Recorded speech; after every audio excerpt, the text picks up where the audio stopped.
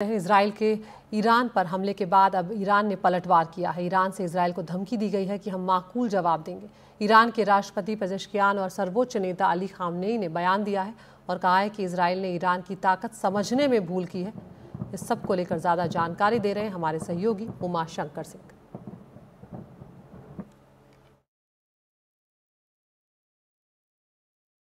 Israel के हमले के बाद अब ईरान ने जवाबी कार्रवाई की धमकी दी है। ये धमकी ईरान के राष्ट्रपति के साथ साथ ईरान के सर्वोच्च नेता अली खामेनेई की तरफ से भी आई है। ईरान के राष्ट्रपति पेजेश्कियान ने अपनी कैबिनेट बैठक में कहा है कि ईरान जंग नहीं चाहता, लेकिन इजरायली हमले का सटीक जवाब जो है वो दिया जाएगा।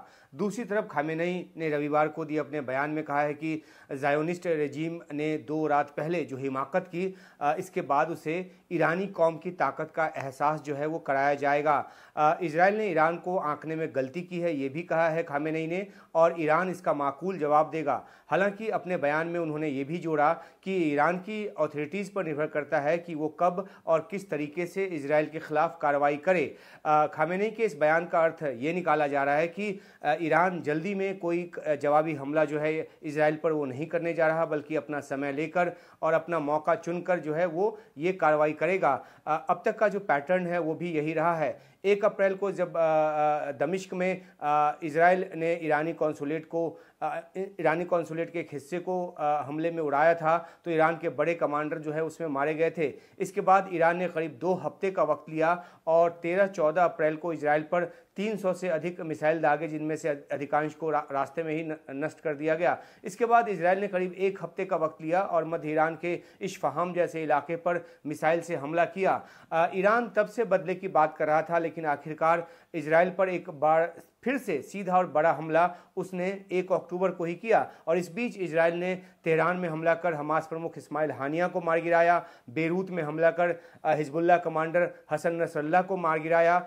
और इस सब के बदले के तौर पर जब ईरान ने 1 अक्टूबर का हमला किया, उसके बाद से ही इजराइल की तरफ से जवाबी कार्रवाई की बात की जाने लगी थी और करीब 3 हफ्ते के बाद उसने ईरान पर जो है वो हमला किया है। ईरान बेशक कम नुकसान की बात कर रहा हो, लेकिन उसे इजराइल के इस हमले में गहरी चोट लगी है, उसको काफ़ी नुकसान भी पहुंचा है, ये भी रिपोर्ट वहां से आ रही है और इसलिए वो फिर से जवाबी कार्रवाई की बात कर रहा है। दूसरी तरफ इजराइल के पीएम बेंजामिन नेतन्याहू ने भी कहा है कि ईरान ने फिर हमला किया तो हम और ज़्यादा बड़ा हमला करेंगे। तो ऐसे में सवाल ये भी है कि अगर ईरान कह रहा है कि उसने हमले को रोक लिया और अपनी ताकत का परिचय दिया है, उसको ज़्यादा नुकसान नहीं हुआ है, तो फिर क्या ज़रूरी है कि वो फिर इजराइल पर हमला करे और इस चक्र को आगे चलाता रहे, या इसे दोनों के लिए एक विन विन सिचुएशन जो है वो मानकर नए और सीधे हमले से वो बाज आए और हिजबुल्लाह और हूती जैसे अपने प्रॉक्सीज के ज़रिए वो हमले करे और जो हमले का जो नया दौर है वो शुरू करे, उसमें ज़्यादा तेज़ी लाए।